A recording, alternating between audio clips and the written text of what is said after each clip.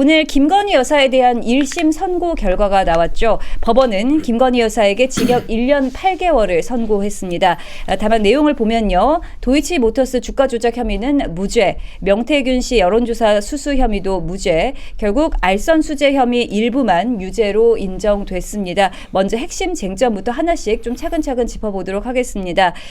법원 판단 내용을 하나하나 뜯어보면요. 우선 법원이 도이치모터스 주가 조작 의혹에 대해서 김 여사가 시세 조종 세력과 공동 정범으로 범행을 했다고 단정하기 어렵다. 이렇게 판단을 했습니다. 이 판단 좀 어떻게 보셨습니까? 네, 결국 그 특검은 도이치모터스 사건이 2010년부터 2016년까지 이렇게 샀다 팔았다 자잘한 사건이거든요. 네. 이거를 하나의 이제 포괄로 본 것이고요.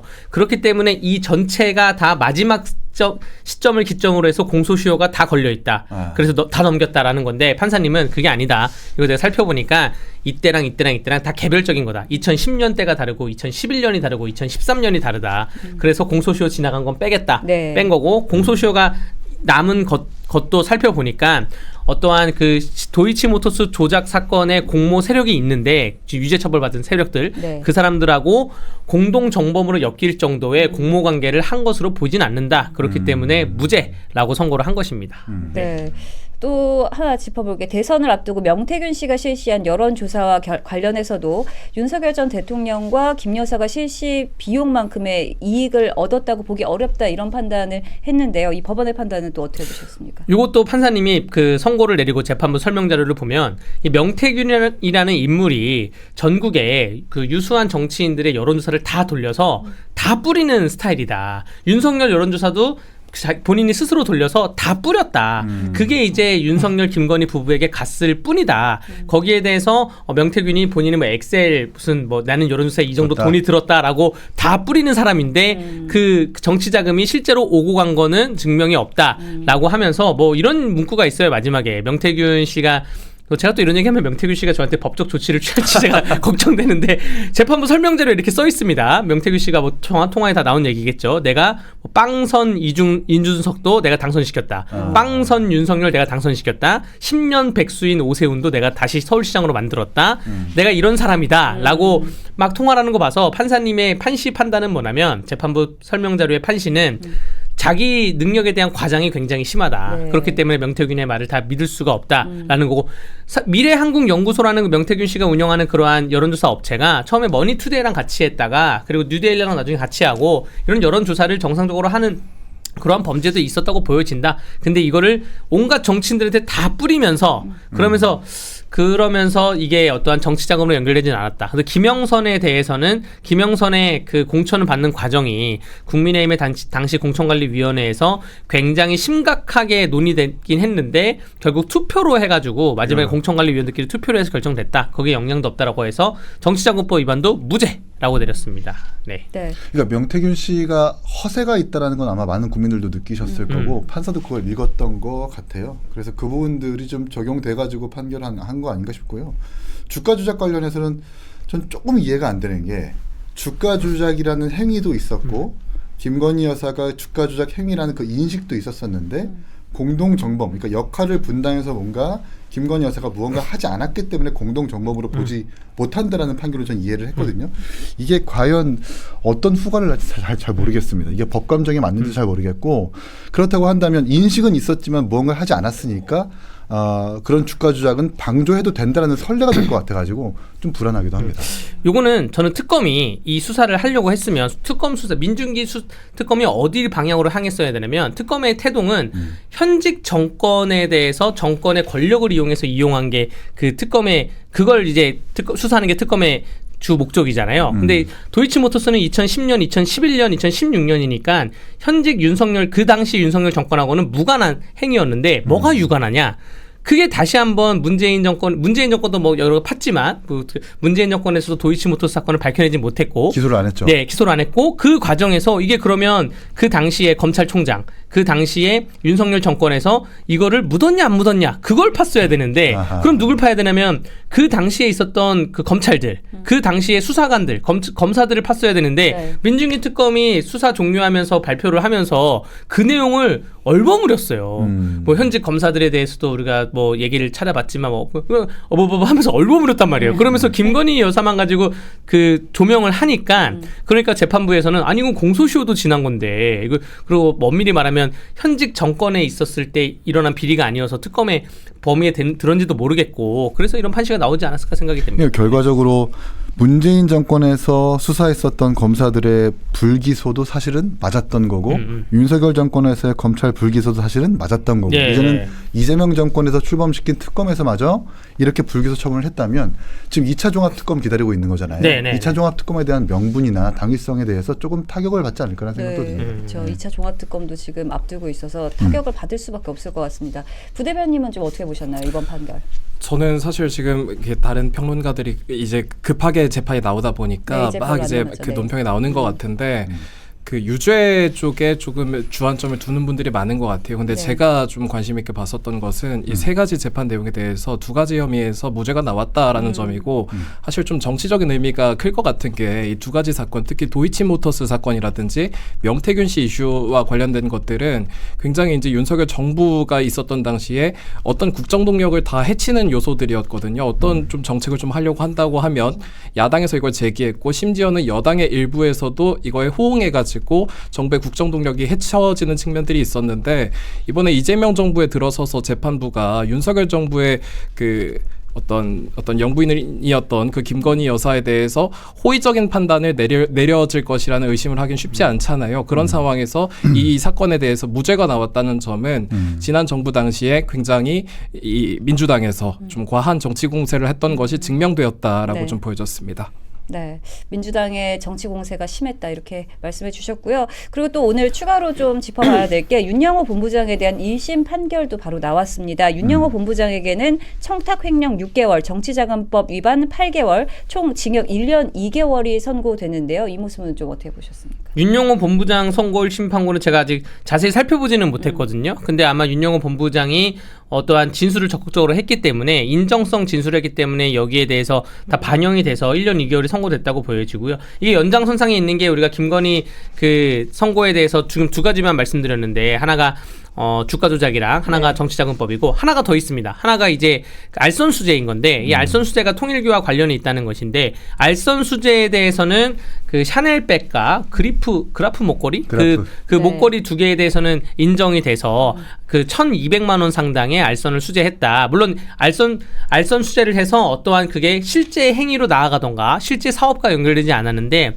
알선 수재죄는 위헌범입니다. 위헌범이라 그래서 받기만 해서 위험을 좀 위험해 보이는데 라고 하면 유죄인 거예요. 아하. 실제로 받아가지고 전화해서 야 그거 해줘, 야 이거 도와줘, 얘네 뭐 무슨 허가 내줘, 뭐 사업 내줘, 이게 아니라 네. 실제로 이건 도와주세요라고 뭘 받았고 뭔가 위험해 보이잖아요. 그런 말씀자가 유죄가 나옵니다. 그래서 김건희 여사도 그래서 유죄가 나왔고 1,280만 원 치고 1년 8개월 최종은 두 개 나머지 무죄 그 목걸이랑 샤넬백 받은 걸로 1,280만 원 근데 1년 8개월 이건 좀 형량이 그것만 가지고는 좀 높게 나온 거긴 합니다. 근데 마지막에 판사님이 판시를 어떻게 했냐면 대통령과 영부인이 가져야 되는 그러한 도덕성 공정성 이게 얼마나 엄중한 자리인데 얼마나 많은 사람들이 이런 거 부탁하러 오겠냐 거기에 대해서 너무 가볍게 행동했다. 그렇기 때문에 1년 8개월을 선고한다라고 땅땅땅 두드렸습니다. 네, 김건희 여사에 대한 1심 재판 결과가 징역 8개월에 추징금 1,281만 원이 선고됐다는 이 1심 재판 결과 내용 좀 짚어보고 있는데요. 앞서서 민중기 특검에서는 지난달 결심 공판에서 징역을 총 15년을 구형했고요. 벌금 20억 원에 추징금 거의 10억 원에 달하는 추징금을 구형했었습니다. 이 구형과 판결 사이의 간극이 굉장히 큰데 어떻게 보셨어요? 그러니까 제가 볼 때는 3년 내내 사실 김건희 여사 때문에 전국이 굉장히 혼란했는데 그렇게 정치적으로 마구 시끄러웠던 것과 비교했을 때 형량이 좀 되게 낮게 나왔거든요. 네. 이 말은 즉 이 특검에서 과하게 구형했다는 것과 사실 맞닿아 있기 때문에 민중기 특검이 타격을 입을 거라고 하는 것은 우리가 예측 가능한 것 같고요. 이것과 별개로도 지금 뭐 양평고속도로 관련해서 특검이 지금 계속 수사 진행하고 있다가 또 강압적인 수사로 인해서 양평공무원 뭐 극단적인 선택도 하셨잖아요. 이런 부분들을 종합해 보면 민중기 특검이 언젠가는 좀 다시 한번 특검을 받거나 민중기 특검이 수사의 대상일 수도 있겠다. 이것 말고도 민중기 특검 그 본인이 내부 정보를 이용해서 주식 거래를 했다든지 아니면 뭐 예를 들면 그 특검 사무실로 외부인을 불러가지고 술을 마셨다든지 유흥을 즐겼다든지 하는 그 보도가 나오지 않았습니까? 네. 이런 것들 종합해봤을 때 과한 구형, 정치적 공세, 정치적 특검이라는 그 평가를 피하지 못할 것 같고 이것과 별개로 이 정권이 지나가 보면 민중기 특검이 다시 한번 수사의 대상이 될 수 있겠다는 생각이 듭니다. 네. 네, 수사 과정에서도 민중기 특검이 참 많이 비판을 받았는데요. 어떻게 보십니까? 사실 민중기 특검에서 그 정치 특검이라는 측면은 비판을 받을 수밖에 없다고 보여지는 것이 그 전재수 장관과 관련된 그 이야기가 나오니까 이 관련된 내용들을 무마시켰다라는 의혹이 나오기도 했었잖아요. 근데 이제 그런 차원들을 다 보다 보면 결국 민중기 특검은 김건희 여사를 유죄를 받기 위해서 뭔가 결과를 맞춰놓고 좀 짜맞춰갔다라고 좀 보여지고 그리고 이런 것 같아요. 재판을 통해서 좀 더 공정하게 나왔으면 좋겠습니다. 이번 민중기 특검에서 통일교 사건 관련해 가지고 이 김건희 여사에게 적용한 여러 가지 법리라든지 이런 것들이 향후에 밝혀지게 되는 민주당 인사들의 그 통일교와 관련된 사건들에서도 똑같이 좀 밝혀져야 되는 것 같아요. 네, 그런데 이제 방금 전에 김건희 특검팀에서 바로 입장을 밝혔습니다. 무죄로 판단된 자본시장법, 정치자금법, 알선수재 일부에 대해서 법리적으로도 상식적으로도 납득하기 힘들다 이러면서 항소하겠다 이렇게 공식 발표를 했는데요. 앞으로 어떻게 진행되리라 보십니까? 그러니까 뭐 이렇게 지금 입장을 발표할 수밖에 없겠죠. 그냥 법리적으로 상식적으로 납득하기 힘들다. 이건 뭐 그냥 진보 진영에 있는 초등학생도 다 이런 식으로 그 입장을 발표할 것 같은데 네. 일단은 항소장 작성 기간이 일주일입니다. 그래서 다음 주 수요일까지 항소장을 제출을 할 것이라 보여지고요.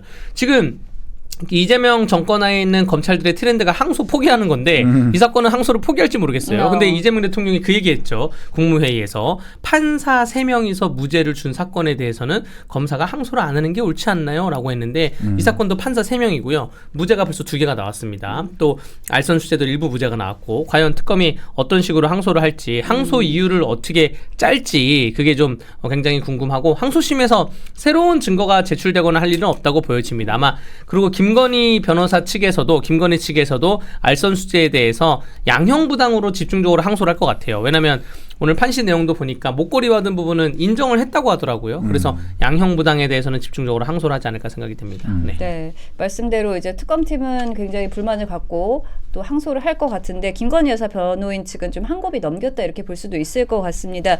15년 구형받은 거 1년 8개월로 낮췄고요. 또 추징금도 1,200만 원 정도인데 재판 끝나고 취재진 앞에선 이 김건희 여사 변호인인 최지우 변호사 표정이 좀 밝다 이런 내용이 많습니다.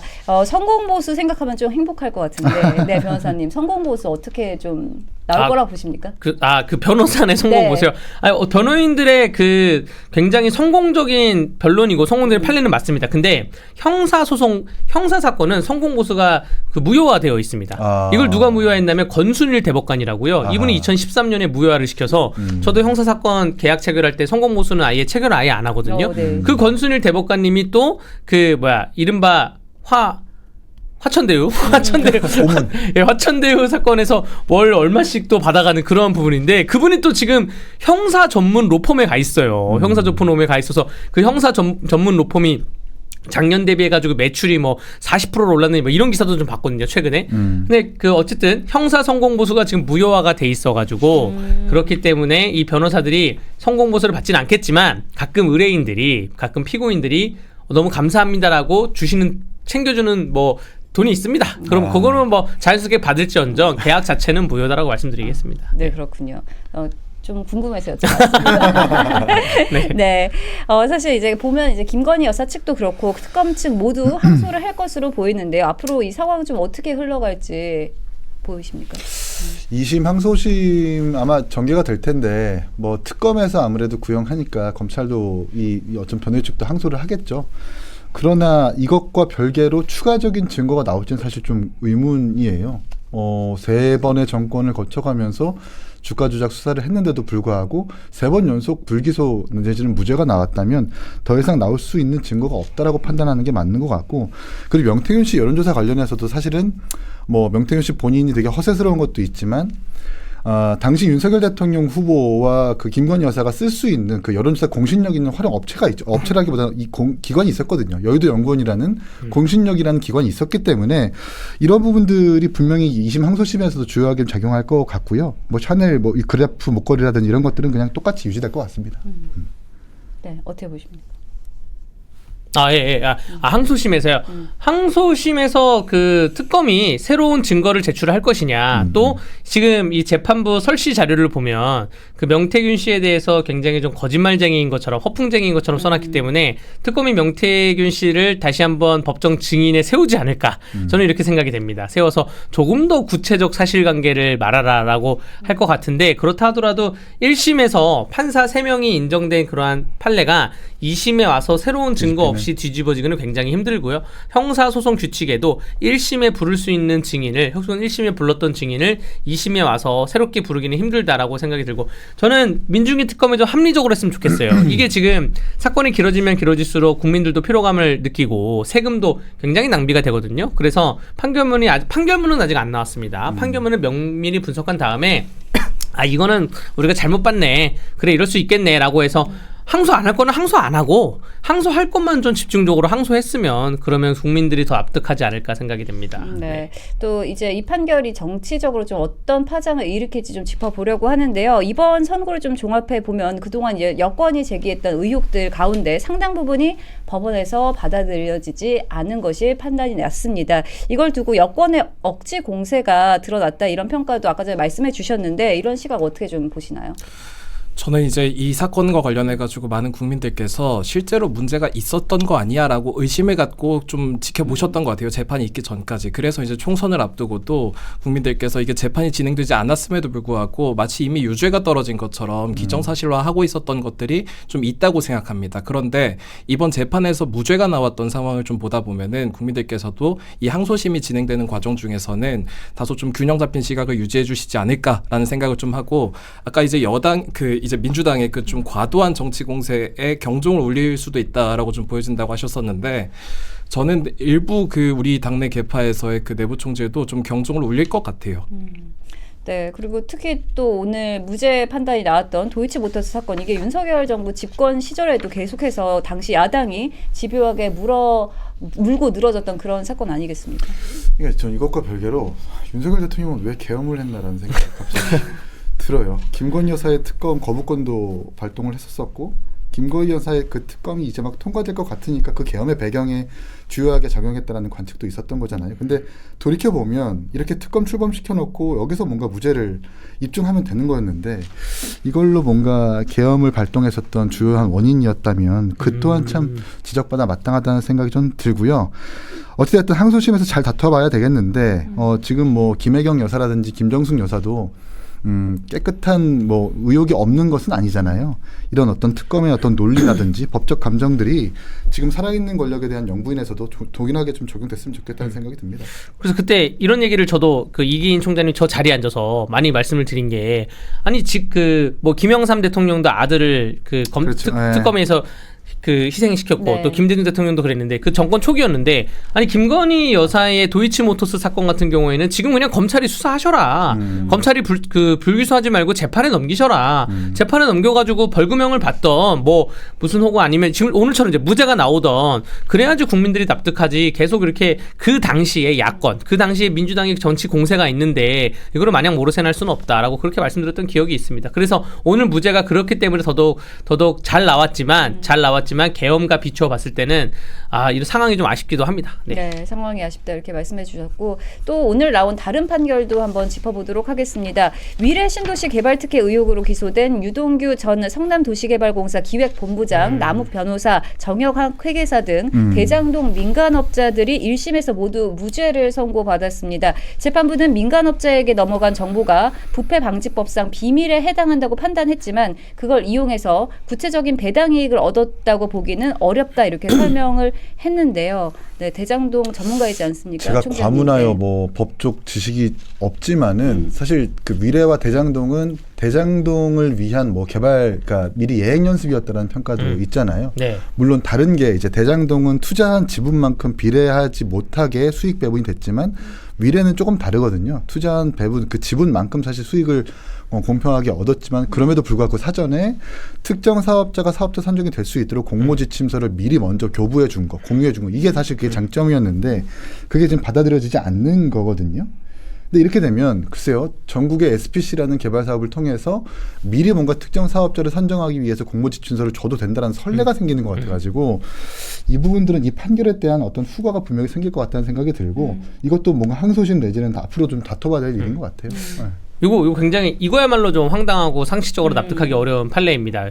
그 비밀 공유를 해가지고 유동규라는 성남 도시개발공사에 권력이 있는 사람이 본부장이 이 자료를 가지고 정영학이랑 남욱한테 야 너네가 이거 해봐 라고 줬어요. 여기까지는 인정을 했습니다. 재판부가 너네가 비밀상을 취급을 했다. 근데 이건 나쁜 행위야 라고 인정을 했는데 그 사업을 해가지고 이익이 엄청나게 났단 말이에요. 몇십억의 이익이 났어요. 그럼 거기에 대해서 야 그 이득은 이거는 너네가 사업해서 난 이득이 아니라 배당 이득이기 때문에 그거는 재산상 이득으로 보지 않을게라는 게 오늘 판시이기 때문에 그래서 무죄가 나온 거예요.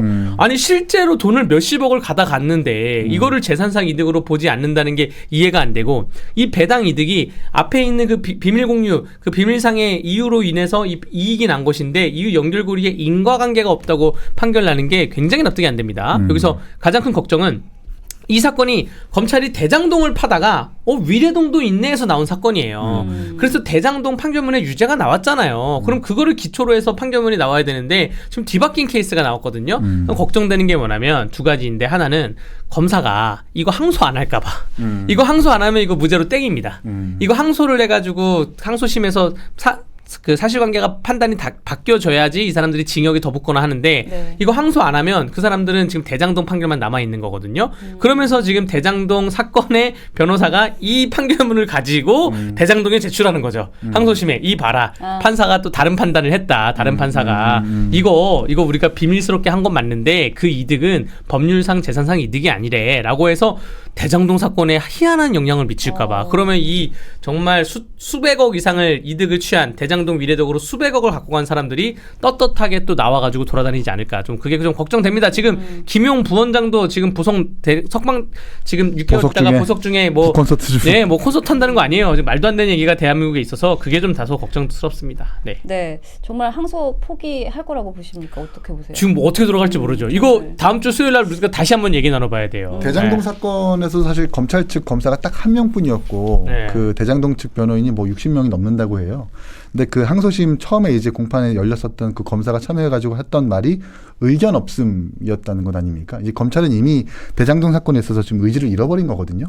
아마 대장동 사건도 그렇고 위례 사건도 그렇고 전체적으로 뭔가 이 대장동 개발 비리에 대해서 검찰 측의 어떤 수사 의지, 재판 의지가 좀 없다라는 것이 확인이 되기 때문에 분명히 악영향이 있는 건 확실한 것 같습니다. 그럼 이것까지 항소 포기를 해버리면 거의 실질적으로 좀 근데 그렇잖아요. 네. 대장동은 항소 포기하는데 위례는 항소를 한다? 그것도 안 맞잖아요, 사실은. 앞뒤가 안 맞는 일이잖아요. 그러니까 근데 검찰 그게 측에서도 항소 안 했던 게 더 이상한 거였잖아요. 그렇죠. 아니, 당연하죠. 네. 그거 항소를 예. 안 하는 게 당연히 이상한 예. 건데, 근데 대장동은 안 하는데 위례는 한다? 네. 그것도 사실 앞뒤가 안 맞는 네. 논리이기 때문에. 그래서 장동혁 대표가 단식을 지금 끝냈지만 단식한 이유가 많은 분들이 그 통일교 특검하고 그 공천비리 특검을 때문에 단식하는 줄 알지만 사실 대장동 특검도 있습니다. 맞아요. 그 두 개가 너무 커가지고 지금 묻힌 항소 건데 포기, 예. 대장동의 검사들이 항소를 안 한 거, 항소를 안 하는 과정에서 정성호 법무부 장관이 어떻게 작용했냐? 정성호 법무부 장관은 대통령 이재명으로부터 어떻게 지시를 받고 항소를 하지 말라는 지시를 내렸냐? 이걸 특검하자는 거예요. 이거 현재 있는 정권의 권력형 비리가 거기에 녹아져 있기 때문에 그렇기 때문에 대장동 특검하면서 위례동 신도시에 대해서 항소 안 하면 이것도 특검해야죠. 그렇게 보여집니다. 네.